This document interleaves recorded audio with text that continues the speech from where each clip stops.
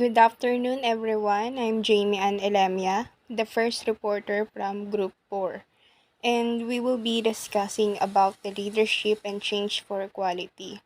First, let me show you some definition of leadership and change for equality that I found on the internet.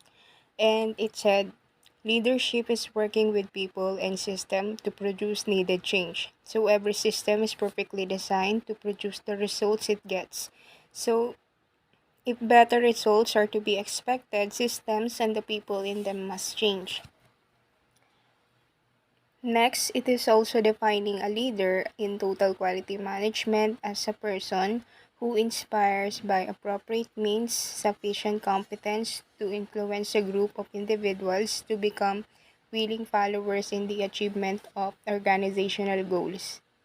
And last, leadership is typically defined by the traits, qualities, and behaviors of a leader. So, what traits reflect quality leadership and which leadership theories are most closely aligned to it? So, these are some definition of leadership and change for quality. But actually, there's no exact definition, but a lot of people have contributed to define leadership. Maybe like technology, leadership also evolves or improves depending on the strategy that can be discovered based on experiences, situations, and problems in a company or in any job related to leadership that seek changes and development. Let us move on to the next slide, which is how leadership is important in total quality management and what are the things that we need to focus on to achieve change. Because in leadership, we expected the changes to happen for the improvements of the organization. So, first, we have strategic leadership. What do we mean by strategic leadership? It is a leader's ability to visualize, plan, a lead, and make the best out of the resources they have to execute strategies efficiently and successfully. So, strategic leadership is important in total quality management organizations because it is more likely to emphasize that internal systems should be aligned with external environments. We need to extend our full potential in this type of leadership in order to achieve the organizational goals and success. Next is visionary leadership. It ensures the vision becomes reality by stating clear goals and outlining a strategic plan for achieving those goals and empowering each member to take action on the plan at the organizational, meaning it includes teams and other employees because the success of total quality management is depends on employees who sharing a common vision or goal. Next is designing reward system. So this must be for all stakeholders. So all employees, investors, suppliers, and even customers should be involved in the system to foster creativity and innovation. And also, it is highly effective strategies to keep employees motivated and working toward the success of business because it gives or provide recognition, appreciation, and compensation for employees who have worked hard and put in the extra effort. Next is employee empowerment, which means giving people authority to make decisions based on what they feel is right, have control over their work, take risks and learn from mistakes and promote change. So this is one of the basic philosophy of total quality management because every employee needs to involve along with its suppliers and distributors to improve quality and to enhance customer satisfaction. It is also help employees to be encouraged to use their expertise and knowledge to suggest methods for improvements in their workplace. Last is teamwork. It is also one of the basic principles of total quality management, and it is important because it can lead to better decisions, higher quality, and higher morale. In this principle, all cooperative activities are mutually beneficial and are called win-win activities because it is organizations, not individuals, that produce products and provide services. Next slide, we have Dr. William Edwards Deming.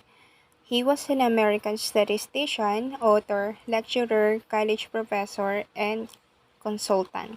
He is widely acknowledged as the leading management thinker in the field of quality, and he derived the first philosophy and method that allowed individuals and organizations to plan and continually improve themselves, their relationship, process, and products and services. So Deming created these 14 points which provide a framework to developing knowledge in the workplace, and it can be used to guide long-term business plans and aims. So for transforming business effectiveness, here's the 14 points of Deming for key principles in management. So these key principles were first presented in his book, which is Out of the Crisis. Although Deming does not use the title in his book, it ascribes with taking of the total quality management movement.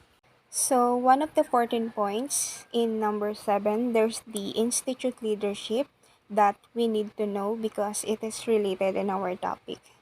So according to Deming, the aim of leadership should be to improve the performance of man and machine, to improve quality, to increase output, and simultaneously to bring pride of workmanship to people. So the aim of supervision should be to lead and help people to do a better job. It expects the managers and supervisors to understand the processes and employees also. So leadership doesn't simply supervise or provide support and resources so that each employee can do their best and find ways to reach their full potential. And this key point emphasizes the importance of transformational leadership. So, what do we mean by transformational leadership? Transformational leadership is defined as a leadership approach that causes change in individuals and social systems.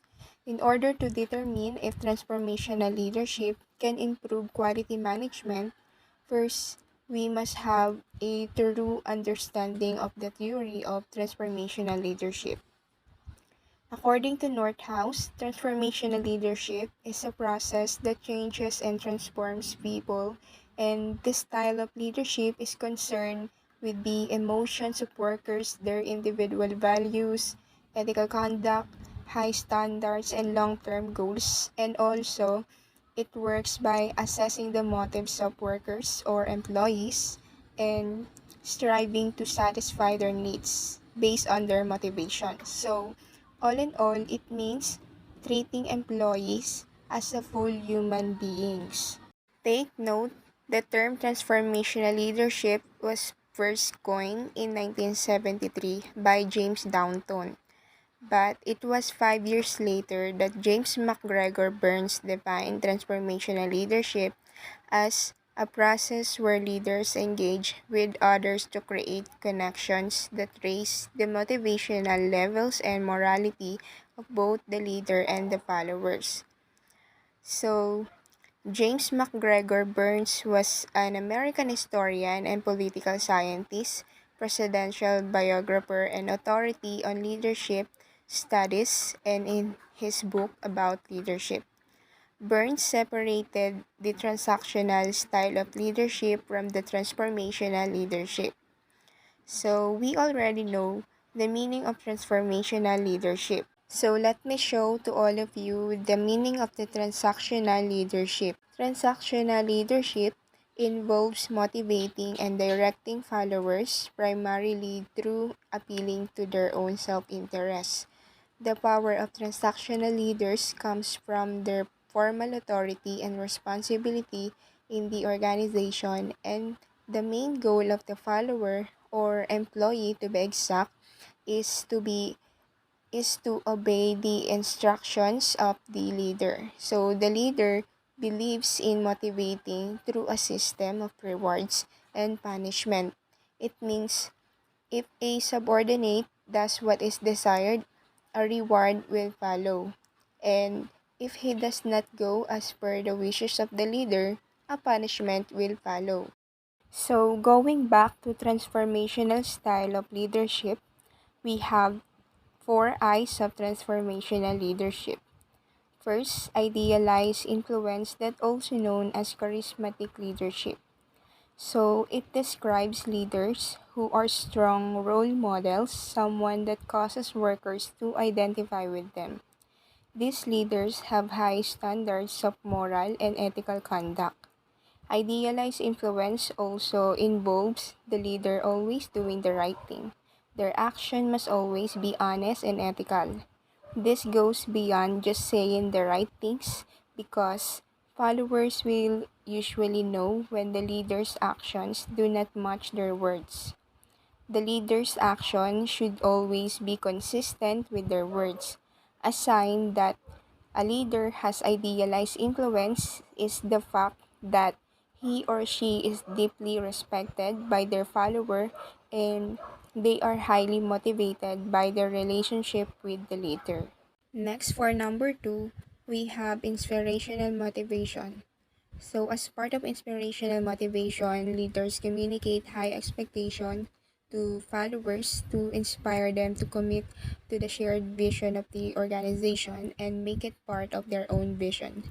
So, this type of leadership helps enhance team spirit and focus to team members' efforts toward achieving more than they would in their own self-interest. Third, we have intellectual stimulation. With intellectual stimulation, followers are encouraged to be creative and innovative.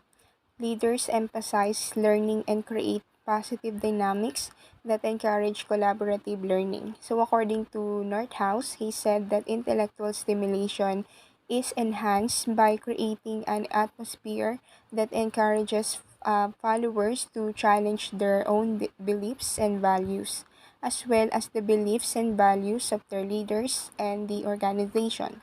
So, organizational learning is stimulated to drive performance by encouraging new approaches to issues and developing innovative ways for dealing with organizational issues. The last I for transformational leadership is individualized consideration. So, what do we mean by individualized consideration? As the name implies, this means that leaders get to know their followers as individuals. It is the extent to which a leader attends to each follower's needs. So, he will be a mentor, coach, or guide to the follower or to his employee to attain their goals. This leader listens to the concerns and needs of each follower and provides support in their work. And they know what motivates each follower as well as what each one wants to accomplish within their job and in life in general. So that's all for my report. Thank you for listening and please wait for the next reporter.